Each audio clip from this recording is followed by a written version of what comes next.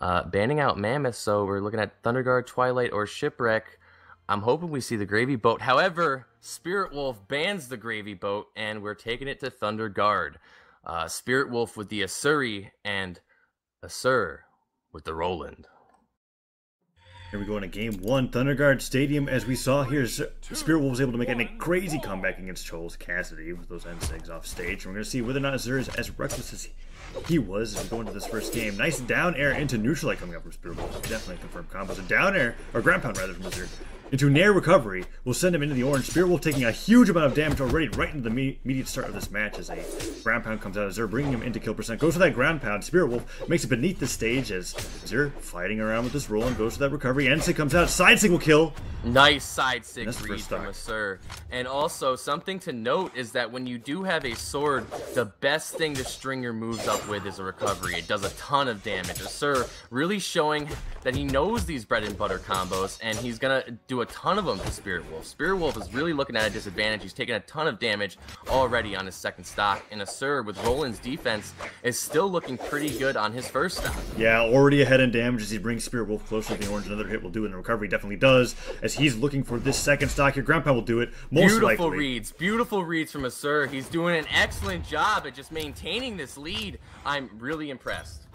Yeah, Azure not even near kill percent for Roland as Spiritwolf goes in for a dodge and gets punched by an end light, completely dominating Spiritwolf's Azure here. As another second end light connects, brings him to the yellow, jumps into the mine. Excellent mine read from Spiritwolf there as it brings Azure deeper to the orange, but that's not even red yet. He's got a while to go as a nice D light comes out, tries to go over that pivot down lane, and Spiritwolf landing with an air, tries to get that down air follow up. Recovery connects, puts him into kill percent.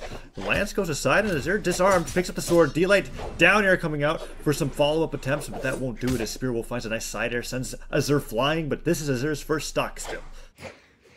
I mean, Spiritwolf is starting to tighten up his game a bit. However, he is finding himself nearing kill percent already on his last stock. Azure really having a huge lead right now. I mean, you got to take into consideration these are not bad players. Both these players are pretty exceptional. So I'm really impressed with the plays coming out from Azure. I mean, he's spacing and reading beautifully. Look at that ground pound. Azure taking game one with a 3 stock.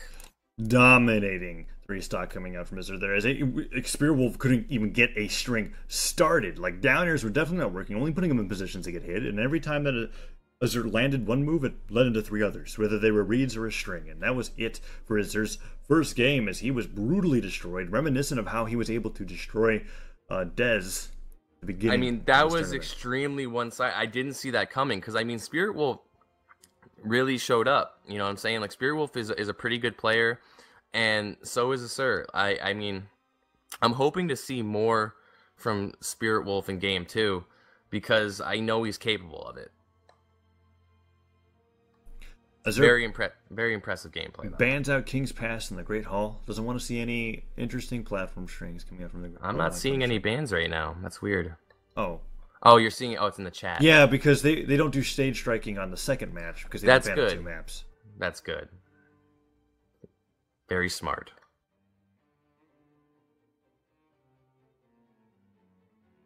And Mammoth Fortress is picked for game 2. Will we see the legend switches? No, as Spiritwolf wants to try to modify how he plays. I'm sure that these players do spar with each other quite often, so he was not very happy with that first game, and we'll see if he can make a difference in game 2.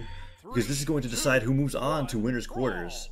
I wonder if we'll see any ledge cancels on this floating platform here. Spiritwolf looking to get in with some Qatar strings already. However, Azure using his unarms and his back dodges to punish Spiritwolf's attempts to get in. Once again, doing a really good job at spacing. He gets the NSIG read into a Nair. Looking pretty good for Azure right now. He's got the damage lead. Spiritwolf starting to catch some strength with these Qatars, though. Maybe he can even it up.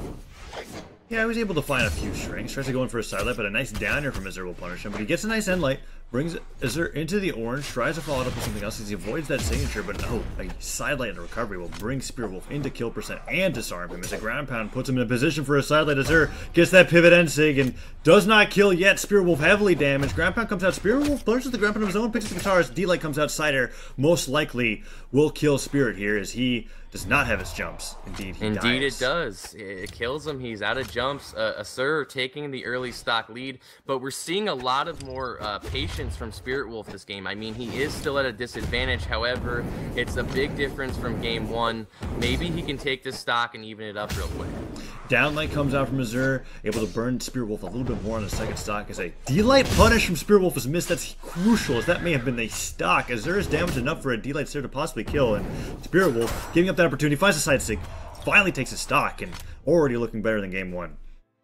Yeah, I mean, we got the stocks evened up. I mean, we're seeing some pretty devastating reads coming out from Asur right now. However, Spiritwolf does have an opportunity. If he can find some nice combos, he can even up the damage and hopefully, you know, take the lead. But Asur is not looking to have that happen. He goes for a gravy cancel neutral sig, and it's over for you. Spiritwolf tried to read a spot dodge there, expecting Azure to go for something else, but Azure just waits him out, goes for that GCN sig, and kills him off the top really early off stage. As he now picks up the lance and has that solid stock lead once again. Weapon toss comes out into Nair from Spiritwolf, and he's taking a little bit of a lead here as he finds a Nair. He's looking to get throw with the unarmed combos. He's doing a pretty good job at landing these neutrals. I mean, Azure is already in the orange. He does have a stock advantage, and he is spacing with this lance pretty well. Spiritwolf really needs to find a weapon. However, I feel like Azure is going to try to punch. Oh, he doesn't. Nice sidelight, tries to go for that follow-up sidelight, and Spiritwolf actually gets a nice side air into neutral air.